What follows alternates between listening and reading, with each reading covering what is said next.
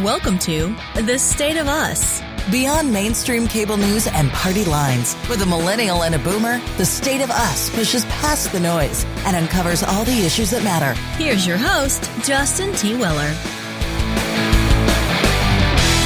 95% of respondents to a PRSA survey said that they use email for internal employee communications.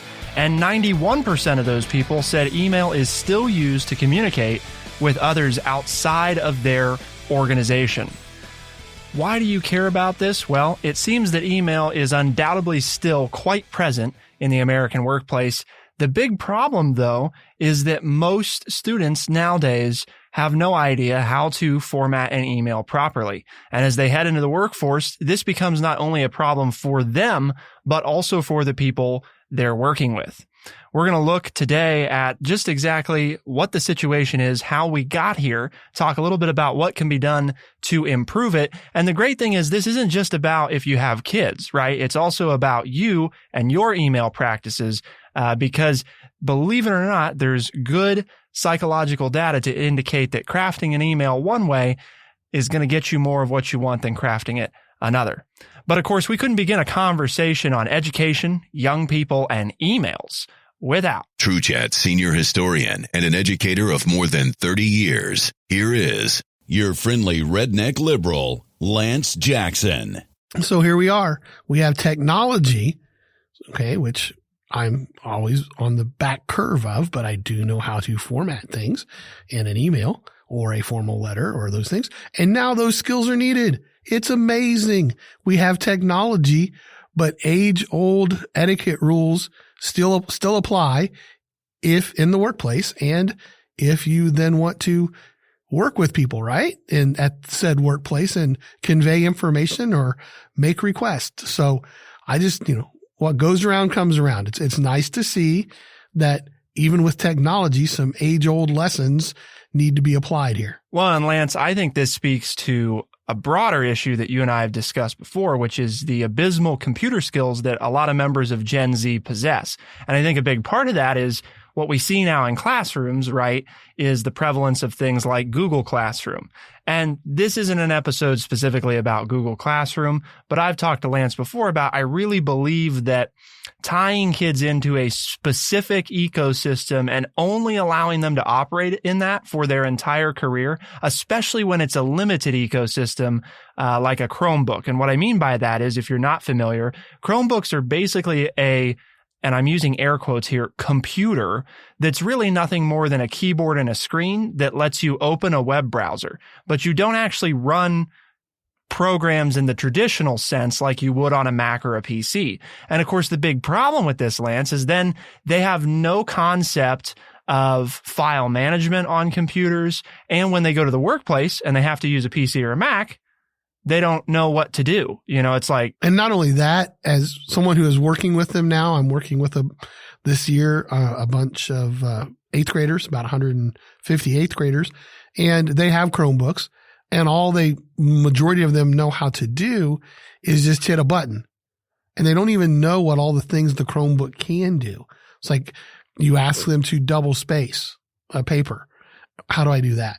Right. And it's like, well, you can hit this button twice every time, or you can go up here under view, you have your pull down list, and it's so you go to line spacing. Okay. And they're like, oh, wow, that's really easy. Yeah, but they don't even know where to look, Yeah. I mean, and you even say things like, well, it's in your toolbar. Well, what's a toolbar? And they've had these devices for 3 years. I mean, they get them as sixth graders in our local school district, and they don't even know what these things can do. And like you said, they're not even running programs. And then we go out on the World Wide Web and we try to write an annotated bibliography for a research paper that they're doing, and they have no clue even how to fill in the annotated bibliography, which is a page that says fill in this box, then go to this box, and they don't even know how to go from box to box. Because, well, if I can't hit a button and it doesn't do it, then I just don't know what to do. I don't have the problem solving skills to figure it out, and I don't have the training. I haven't been given the training to know what all it can do. As you said, it doesn't do that much, but they can't even do basic things on them. Right. Well, and then that's the, you can't even use. And if I'm complaining, that tells you something, because I am not the technical guru. I mean, I know, but because you've told me, and they used to tell me at school, well, Mr. Jackson, if it's not working, shut it off, wait 20 seconds, turn it back on and see if that fixes it. And 60, 70% of the time, I, email them back and say, yep, that did. That took care of it. Thanks a lot. I don't know how many times I've told people that, I worked at the help desk at Xavier University, which is their tech program. And I'm not exaggerating when I say 9 out of 10 calls that I got, or 9 out of 10 people that showed up at the help desk, first question, 9 out of 10 times that I would ask them, have you restarted? And 9 out of 10 times the response was, well, no, I shouldn't have to do that. And I'm like, right.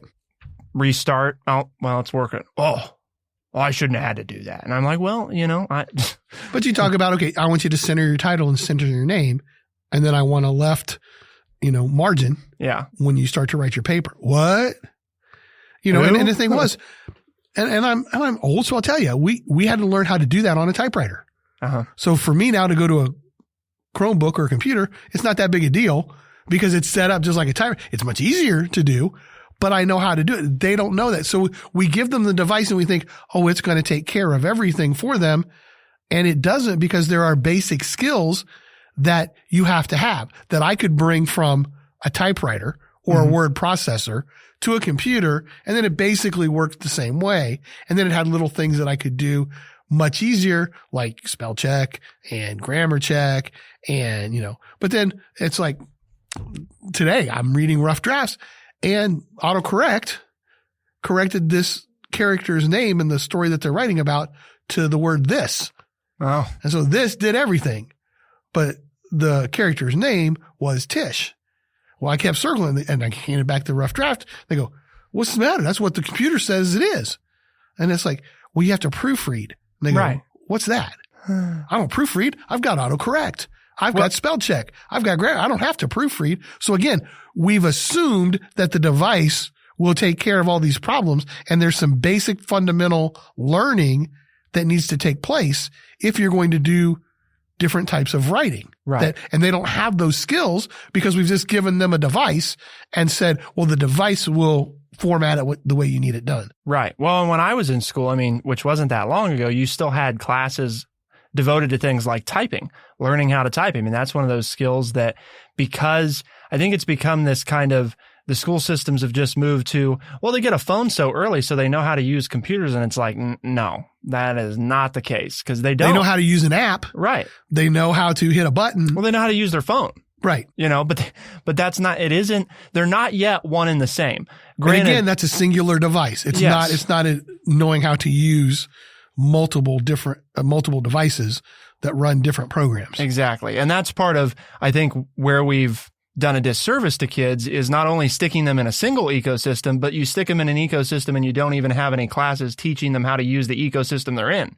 So it's, we're on this Chromebook, but just like you said, they can't even make it do a lot of what it can do, let alone you stick them in a different ecosystem, you give them a PC or a Mac, and now it's, I have no idea what to do. And they have no phone etiquette. Right. Because, and again, as the article stated though, too, I would listen to my parents talk on the phone. They would call a business, or they would call a coworker, or they would call a friend. And kids aren't getting that. And I could listen to them, and I knew I could pick up because it was being modeled for me. Well, as it points out, you can order your food online. You don't even have to call to order a pizza. Right. You can, book a trip, online.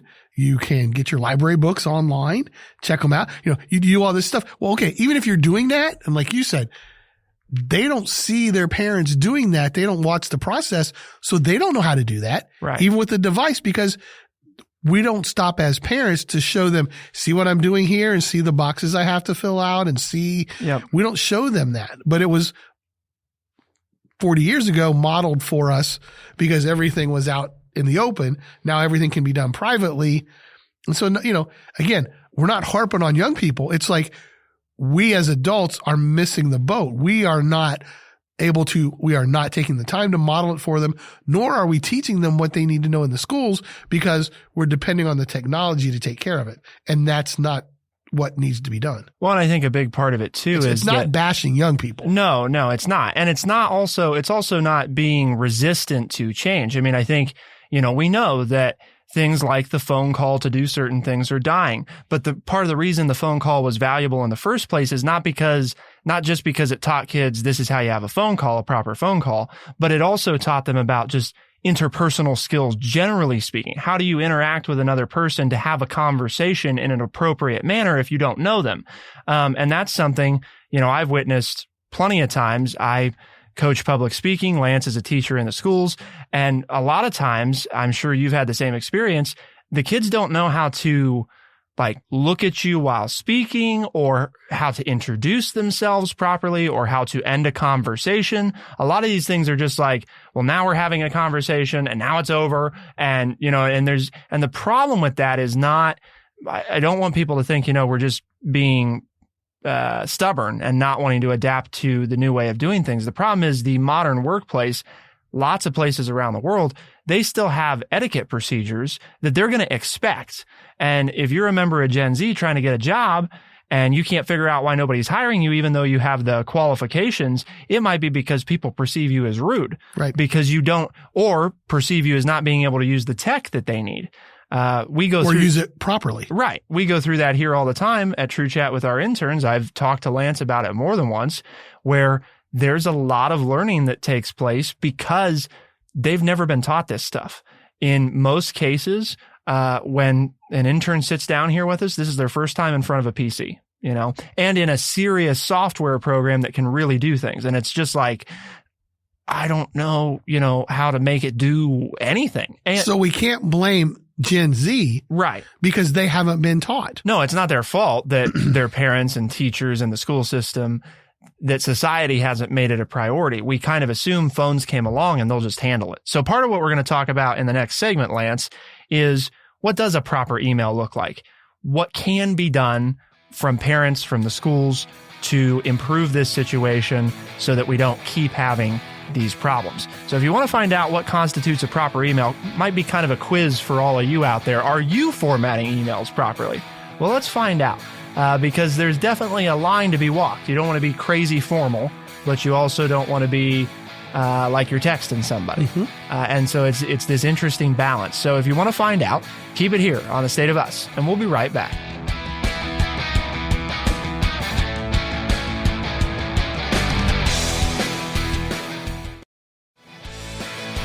We are The State of Us. Here's your host, Justin T. Weller. 95% of respondents to a Public Relations Society of America survey said they use email for internal employee communications, and 91% said email is still used to communicate with people outside of their organization.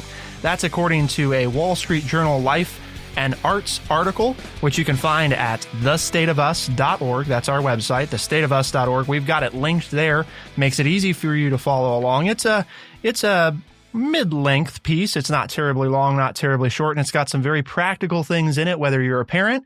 And I think even if you're not a kid, it's a good refresher to be thinking about, am I doing the right things? In the first segment, Lance and I looked at a little bit of what is the problem? How did we get here type of thing? And now we're going to talk a little bit about, so what does a proper email, for example, look like, and some other digital etiquette? Well, to start with, Lance, so according to the piece, a proper email, number one, craft a clear subject line. I cannot tell you, Lance, from all the emailing that I do with people, how many people screw this up. I get people that put most of the message in the subject line, or they don't put anything in it. Exactly. There's no, in between. And there is, probably about 60% of the emails I get have a good subject line, and I know from the subject line, this is what this email is going to be about. The other 40%, I have no idea what the email's about, or they've put literally a sentence or more in the subject line and I can't read the whole thing, and if there wasn't something on there at school, if, it tells you kind of who sent it. Otherwise, you don't even know who got you this, or where it came from or what it's about. And it's like, you're asking about what? Well, and you Or- might get ignored. Right. Because it's like, well, I don't know what the subject's about, or I don't know what that thing is that you're saying. So now I wait to get to it. And then this is a very common problem, is it gets pushed down in the inbox and then it never gets seen. Right. Or students send you something and they don't put in there what they're asking about. And so, okay, or what's this all about or whatever. And they go, well, that thing that we did in class. It's like, okay. And you look back up there in the subject line and it doesn't say, or it doesn't say the spelling test or the 5-paragraph essay that we were writing or, the comprehensive word roots test that we were taking. You don't know what they're referring to, and you read the email and it's like, I still don't know. And so then when you go to respond, there is no response because you don't really know what they're asking you about, because they just tell you what they're thinking about, but never is it stated, not in the email nor in the subject line. Subject line, most of the time when I get it from students, are blank. So It's not even filled out. right. So what the piece says is this is an increasingly, referring to the subject line, this is an increasingly important digital courtesy in an age of overstuffed inboxes, because the subject line can help people sort, tag, and find the email later. The thing here, I think the easiest thing, if you're not currently good about using the subject line, or you're not sure if you're good about it, it's the title, right? It's what the heck is this thing about? I think it's really that simple. Now, if you don't know what a title is or how to craft that, I guess you gotta spend some extra time to look that up, but we're not here to necessarily talk about that one today. Number 2 is use the proper salutations and closings. This is another huge one, Lance, that again. What? Yeah. Salutations and closings. And I'm playing your dumb partner here. I know. Because if you would say that in my classroom, they wouldn't know what the majority of them would not know what a salutation was. You're and opening. Again, we don't teach them that, but right. Or you're greeting. Who are you talking to? Who is your audience? And how is the proper way to refer to said audience? Yep. And for example, most of my emails in the professional setting today lead off with hi, H-I, and the first name of who I'm referring to, comma, enter and leave an entire space, an entire line empty, enter again, then start the email. This is something that you don't have to do it exactly that way, because there are some different ways to do it. And of course, you don't have to say hi. Depending on who you're referring to, it may not be appropriate to say hi first name if you're not on a first name basis. Exactly. Always better to start with Mr. or Ms. And change it if they ask you to change it. If they say, and the other easy human being Joe, the other easy way to pick up on this, like when we send out emails, Lance, to some of the people that write books that we review. Okay. This is a good example, because these are total strangers, right? This is a cold email out of nowhere. A lot of these people are professors.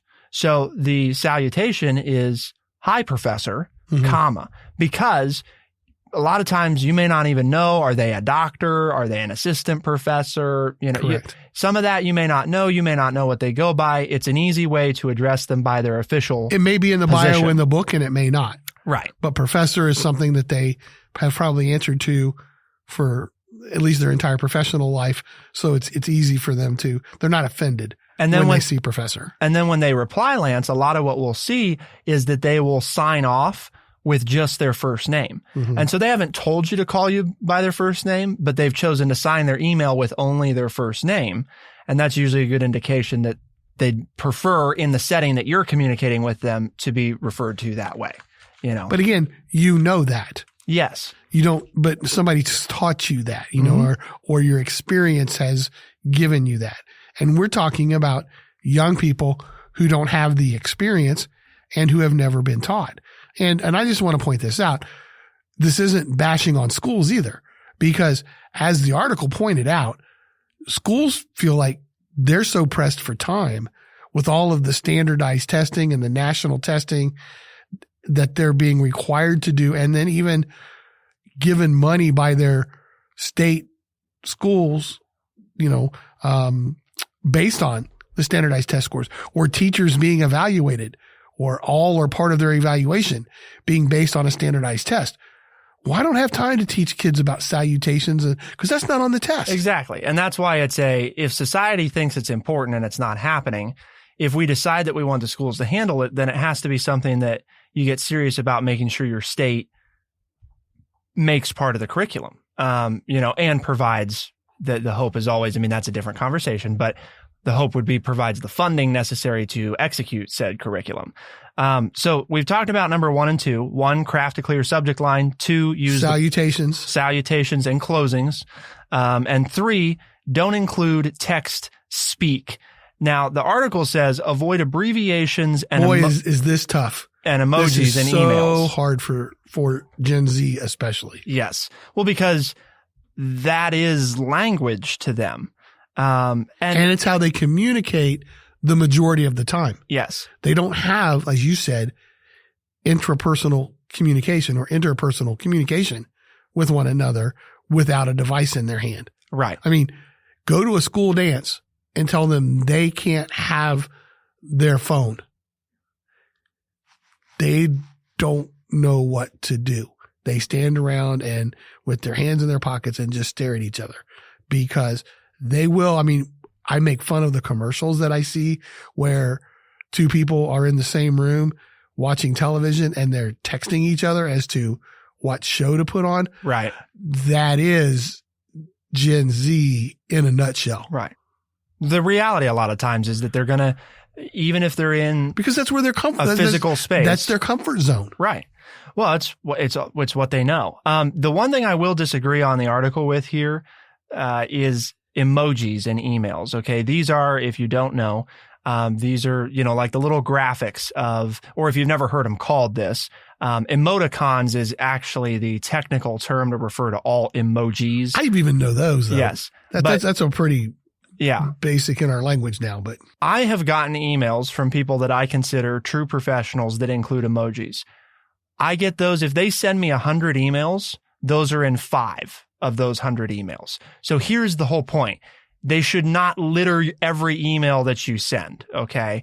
They should be used intentionally to convey a specific emotion, because one of the benefits of emojis is that a lot of people, especially if you're on a computer where you can see them in decent size, even if they're not really familiar with them, can understand some of the simple emojis that have a sign. For example, there's different faces, some that are blushing, some that are smiling, things that if you're not real adept, which a lot of people just aren't, even professionals out in the world today at the English language, they may choose to convey something that way to make sure the tone of the email is conveyed properly. So I guess I would say the key here is use very sparingly. Okay. Make sure it's intentional and that there's a purpose behind it and that you're not leading off with emojis, closing with emojis, and you're doing it in every email all the time. In your email, do you use the emojis to, like you said, to convey that, or are they used sometimes to be sarcastic? Or is there an unwritten rule there? As someone who doesn't use them, I have never gotten one that was sarcastic in an email. They've always been intentional. Like, they would say a statement and the statement ends with a period, because this actually leads us into the next one. Minimize the use of the exclamation point. Because one very common habit in professional emails, and this isn't just Gen Z, they all do this all the time. The overuse of the exclamation point, trying to indicate to somebody that you don't mean this in a mean, you mean it in it's okay, lighthearted, I'm not being a hard person type of thing, but it's really not the appropriate punctuation because point. It's correct when you say the emoji can convey the emotions, because that's the problem. It's one of the things that I don't like about email. Mm-hmm. Because it's the words, and I can interpret the words. I can interpret how you're saying the words to me right any way I want to. And you may be typing it with one emotion in mind, and I could be reading it totally and different. Receiving a different emotion. And so you're saying use sparingly an emoji then can let the reader know in what vein the message is being sent. Exactly. So it can actually makes sense. It can be useful, but it has to be intentional. Because if you do it all the time, it's the same thing as if you use the exclamation point all the time. It loses its meaning. And don't have one every other word or every line. Right. Or what. Yeah. Use them sparingly. Use them to convey the emotions that you are sending the message. Yep, because it helps. Sometimes I get a short message from somebody, and I'm trying to figure out, like Lance said, were they upset when they sent this? Because it's kind of short, and I don't know. There's not a lot here to read. I don't know, and I don't want to respond the wrong way. And if they include a little face that's got a casual smile, it's like, oh, okay. It's just they didn't have a lot of time. I got it. So don't include text speak. Minimize the use of exclamation points. I'm adding one, which is use emojis, but very sparingly. And 5, don't write in all capital letters. Now I'm going to amend this one too and say don't write in all lowercase letters. This is apparently a new thing, Lance, that Gen Z is big on. Like when I've gotten some messages from members of Gen Z before, like a text, it'll be all lowercase, no capital letters ever, not even to lead off. They actually go into settings and turn off the auto capitalization feature. So the reason I'm adding not all caps, but also not all lowercase is because I know it's something that's definitely happening. That's a relatively new trend. I don't know how widespread it is. I understand. But the problem is that it makes it very unprofessional. So now we're going to move on maybe and talk about, I'm just guessing, what are we going to do about this? How are we going to solve this problem? Or correct. Is it how big of a problem is it actually? Yes. That's what we're looking at next. We're going to talk about some more from the article here and look at not only what can be done, but also what's the future look like in this regard? Because the reality is Gen Z is going to become a big part of the workforce. So how will any of this change? Will it change? That's all to come. And if you want to find out some of these practical tips are going to continue, keep it here on The State of Us. And we'll be right back.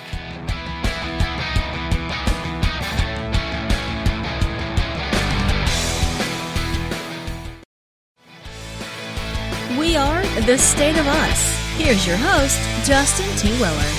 Email is still widely used, more than 90% of people say, throughout organizations all over the United States. And it's becoming an increasing problem that new members of the workforce do not know proper email etiquette. And this is a lot bigger than email. I talked about this at the beginning of the show. It's digital manners, how to use digital devices. But if this is the way we're going to communicate, we need to all rise to the standards so we can communicate more effectively so that businesses can run more efficiently. Correct. And I think a big thing here about what can parents do, Lance, because we've talked about, I think, tell me if you disagree, but I think that I think that some kind of computer skills class, especially, in high school, as you're getting ready to go out into the world and you're hopefully more likely to retain some of this, needs to be something that's implemented, because it's just, I think there's a lot that can be done at home, but if you're really hoping that everybody rises to a certain standard, in my mind, some of this is part of English class, you know? I would agree, but then what do you want me to take out? Mm-hmm. As an English teacher this year, full-time English teacher this year, what do you want me to take out? Because I have all of these standards that I'm already tested on in the spring. Yep. And I will not get to about 20% of them. Mm-hmm. And the students are still going to be tested on them. And my professional career is either validated or invalidated based on how well my students score on this. So now you're giving me something else, which I totally agree should be in the school system and should probably be in ELA class. All right. In English language arts. But I don't have time to do this. So what standard or standards do you want to take out? Like, we don't do spelling anymore. Right. We don't do cursive writing. Mm-hmm. Students do not know how to sign their name on an official business document. They print it.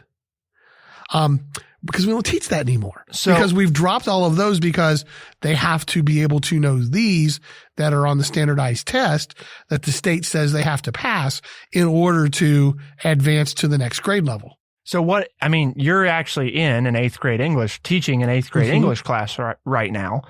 What do you think? We agree it's important. What are you teaching right now that you think, it's not that what you're teaching isn't important, but what is the thing that you think could be sacrificed to put this in instead? Well, and here's where I'm going to totally go off the board on you. Okay.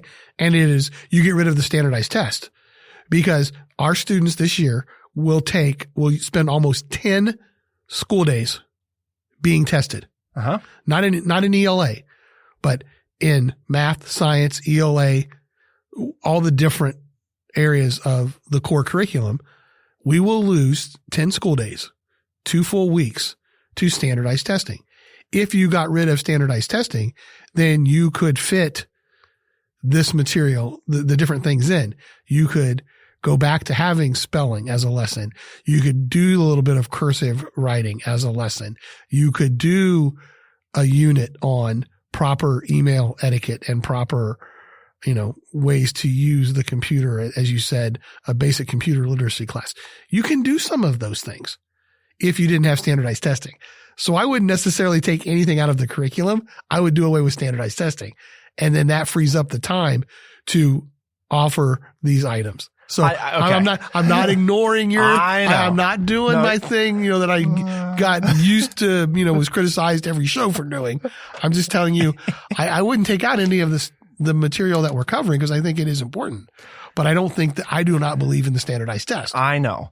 So, and it takes up so much of your class time. So to give the test, I'm not talking about the administration of the test. I'm not talking about teaching what's on the test. I'm saying just to do the test. The administration of the test takes away multiple days of class time, of teaching time. So let's say the state of Ohio, tells all the school districts, here's the deal. Standardized tests are staying. Okay. And we're requiring that you add into, your ELA program. Oh, you mean like they do now? Right. Unfunded mandates? Yep. Okay. Because I'm trying to give you another unfunded mandate at us. Well, I'm not. The state's doing this. Okay. I'm saying, because this is a very realistic thing. People listen, right? And this starts to become a more widespread problem. And people say, rah, we need our kids to be taking this. And the state says, okay, so I've got your answer. I've got your answer for you, and you're still not going to like it. I teach all the unfunded mandates after the test is given. And they're going to say, you have to teach this, but you're allowed to sacrifice something. No, is it on the test? Yes. We put it on the test now. Oh. Then what? You can't sacrifice anything because I can't cover everything that's already on there. So now what you do is something from the test. So now you get exactly. So now I look at the test from the previous years and I say, okay, if they stay in this ballpark, they only asked this amount of the test was over this topic. And I take out the least valuable whatever was asked on the least test. About. So in other words, just hypothetically, if we're talking about, grammar 40% of the time, and then we're talking about this other thing 20% of the time, I can squeeze this in because I'm not going to spend as much time on this thing we only talked about 20% of the time, hypothetically. Whichever item is tested the least. And if it's computer literacy or writing emails, and that's going to be tested the least, then that's what I'll leave out. In the meantime, assuming that the state, doesn't end up mandating this, real practical thing that the article mentions is teachers just require, that students submit, like if they're going to send their teacher an email, it has to be in the proper format. And of course, you can't just require that without spending a few minutes on teaching it. And you make it a lesson. Right. Like the article said, there's an ELA teacher who does it. And I think it's a great idea. And I would probably implement it next year if I was going to be teaching next year. And that would be that they have to send you an email in the proper format. But it's a repetition thing. I mean, I think that's part of the importance here is that because people might be thinking, well, if they're just copying the template, yeah, but then when they go to do it, they're probably going to default to that method because that's what they always do. But don't we all do that? Sure. I mean, we learn something based on rote memorization, and then when we're in front of it and it's like, oh yeah, I know how to do this. Yeah. Parents, because I don't want to run out of time for the parents part because we talked a lot about the schools, but we got to talk about what can parents do. Well, parents can do the modeling. As the parent, have your child sit down and compose an email to be sent to all the family members, to sell their Girl Scout cookies or to sell their T-shirts. And so then that's your opportunity as the parent to, when contacting family members who would, be a nice audience and receive things well, and have your child practice the proper etiquette. And I think this all, again, wraps back to, just to end on, it is a decline in basic communication skills among entry-level workers across the board, all professions, all areas of the workplace. And it's not new. These problems have existed, and Emily Post, the queen of etiquette, even says these were problems 100 years ago, with the introduction of the telephone and, we're going to ruin the family dinner and things. So the problem's not new. It's just the technology is different, but we have the same issues and then the same responsibilities to recognize it and address it. And to teach the younger generations what it is that we expect of them or what will be expected of them when they join the workforce. Hopefully the thing that people take away today is if you're a parent at home, one, make sure that you're using the proper etiquette, because if you don't, there's not a very good chance your kids will. And second is be intentional about recognizing that this is a problem, and it could literally be something that keeps your child from getting a job. I mean, honestly, as an employer, if I'm looking at, 10 different interns and I get a couple emails, Lance, where they're all lowercase or there's no salutation in one, or they're all capital letters or there's exclamation points out the wazoo, honestly, that makes it real easy to weed it down. And that might not be fair because that person might be the best person. But if this is all I have to go off of, that's a real quick way that I'm going to be like, nope, because I don't have time for that. I don't want to have to spend time on it as the employer. I want to find people that already have that. So it can be a real make or break thing. And it's really happening. It really is a problem that's out there. Because as you said, over 90% in a survey, over 90% of businesses still use the email to communicate with people outside of their company. Right. And so that's how important it is. Yep. It's not just us blowing smoke about it. It's still being used. And so when you go get a job, people are going to expect this. Widely prevalent. So Lance, before we get out of here, though, it's important that we remind people, what was the point of today's conversation? We're trying to accomplish something here, right? As a network of programs at True Chat. What is our mission? Well, we're hoping to educate people by providing honest, open, and respectful conversations. So this was all about education and communication. So there you have it. This is right up our alley, right? It's amazing how many of our shows come back to education and communication. Covers the mission statement, almost every line. Yep. We try. Let us know, though, thestateofus.org. You can get in touch with us there. And one of the great things about the website, Lance, is not only can you find these articles that are linked, but you can also find all these different ways to tune in, because this is a syndicated radio program. It is also released as a podcast on Tuesdays and Thursdays, so you could listen to it there first. But Lance, big part of making all this work is getting other people to tune in, right? So when I'm talking about it and people find out that I do a podcast and they say, oh, well, how do we listen? I say, well, if you listen to podcasts, if you can use Stitcher, Spotify, Apple Podcast, or anywhere else fine podcasts are found. And if you don't listen to podcasts, ask your Gen Zer and they will tell you how to get Spotify, Stitcher, or Apple Podcast, and you can join right in and listen. That's right. Or you could check local radio stations near you. There you go. That's also now we're trying to help out that group of people as well. For the State of Us on True Chat in Urbana, Ohio, I'm Justin T. Weller. And I'm Lance Jackson. Thank you so much for tuning in. We'll see you next time. Be the change.